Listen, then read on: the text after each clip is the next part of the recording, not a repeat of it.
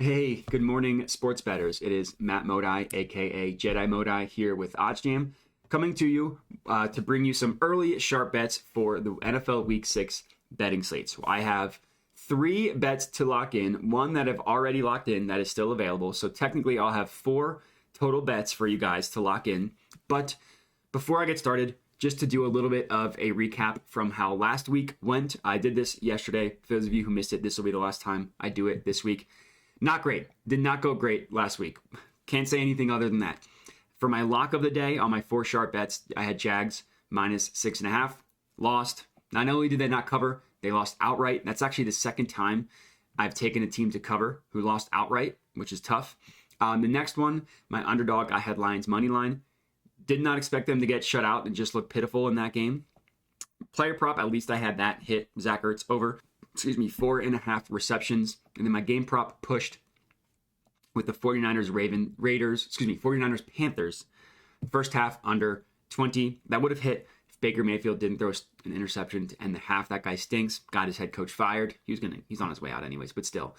So bringing my total record on these to 8-7-1, up about 1 unit overall on these. So luckily I am still up, but admittedly not great when you consider the last 2 weeks. When the first 2 weeks I was up 4.2 units, so I've lost 3 over the last 2 weeks.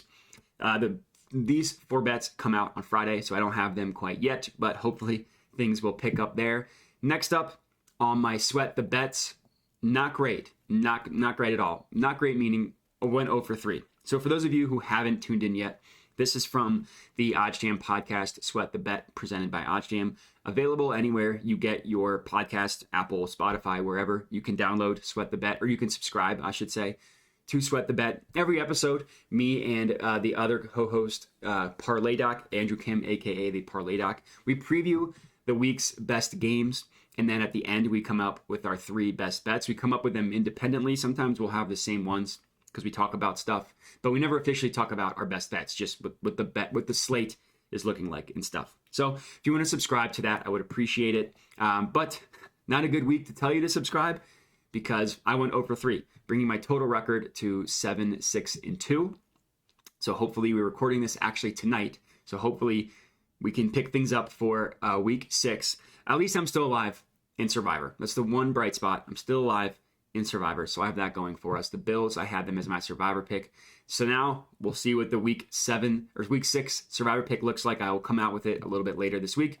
But regardless, what I'm going to be doing in this video, as I mentioned, locking in sharp bets for the NFL Week 6 betting slate. Now that Week 5 is officially past us, I'm recording this on Tuesday after a pretty good Monday Night Football game. Chiefs went down 17-0, came back, almost blew it in the end. Some controversial roughing the passer calls. Checked off everything in your bingo book. Pretty fun game. So we're going to be locking in some bets for week 6 using OddsJam, using the positive expected value page to find sharp betting opportunities, to find mathematically profitable betting opportunities where you have the edge over the sportsbook. So without further ado, let's chat about it. The first play actually that I wanted to lock in here was the San Francisco 49ers versus Atlanta Falcons over 42.5. It's a pretty low total, which I get because the 49ers have one of the best defenses in the NFL. But 42.5 is a low total, and I think the 49ers should be able to score enough. They put up 30 plus against the Panthers last week. Falcons have a really bad defense. So right off the bat, from handicapping purposes, I understand it. But the real reason I like this is just look at the math here, right? Like Circa prices this at minus 109.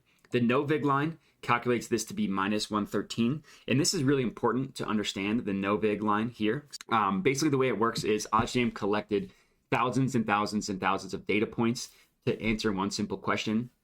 Which sportsbooks,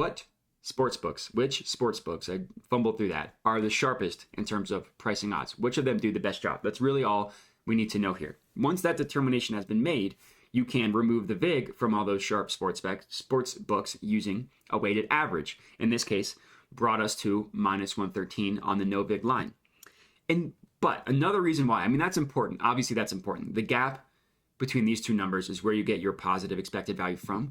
Just look at where every other book prices this play. Circa at minus 109. No other book even has it below minus 120. OddsJam tells you the average odds of minus 126, but like minus 120, minus 133. So let me go ahead and lock this in on Circa before the odds change on me. I put one unit on this one. The over in the 49ers versus Atlanta Falcons game. Like Pinnacle, sharpest sportsbook in the world, prices this at minus 120. Fox Bet, minus 143. Bet365, minus 138. Just across the board, every book prices it considerably more favorably than what Circa does at minus 109. And if you open up in an event page, which is pretty cool, it pulls up where every sportsbook not only prices the individual play, but just has their main lines at. And as we can see, every book has their main line at 43 or 43.5. And if you remember, we can get it at 42.5. So if you scroll down, it pulls up where you can pull up every alternate line as well. Let me actually zoom out because there's too many sports books here. Can't see all of them. But look at this. Every single sports book, every other one except for Circa, prices this above this 42.5 number. 43 looks like we have BetMGM, Bookmaker, and this is important because they are another sharp sports book. Bet Rivers has this at 43. Then we go another point higher, 43.5. Looks like the majority of the books. Betfred, PointsBet, FanDuel, Caesars, DraftKings, WinBet, Tipico, Bet365, BetOnline. And again, this is important. Another sharp book. Fox Bet, PlayUp, and then also Pinnacle has their true line of this at 43.5. Now I understand that beating the closing line by half a point or a point doesn't seem like a lot, which I understand. But trust me, the 49ers win this game 23-20, which is not out of the realm of possibility, a very normal score, 23-20. You would have won your 42.5 bet over 42.5. This would have pushed, this would have lost, would have literally been the difference between winning and losing your bet in a non-super unrealistic way. So line shopping is very important. That's why you should be signed up for every sports book that is available in your state. Not only are you maximizing your chances of finding a positive expected value bet, it also just gives you more points of comparison. So A, if I didn't have Circa, I simply wouldn't have this positive EV bet. I would be missing out on a great betting opportunity. And B, if I wasn't signed up for every other book, I wouldn't be able to compare and say, wow, this is truly an outlier when compared to every other book. So long story short, 49ers versus Falcons, over 42.5, minus 109 on Circa. Let me go ahead and add this one to my bet tracker. Click save.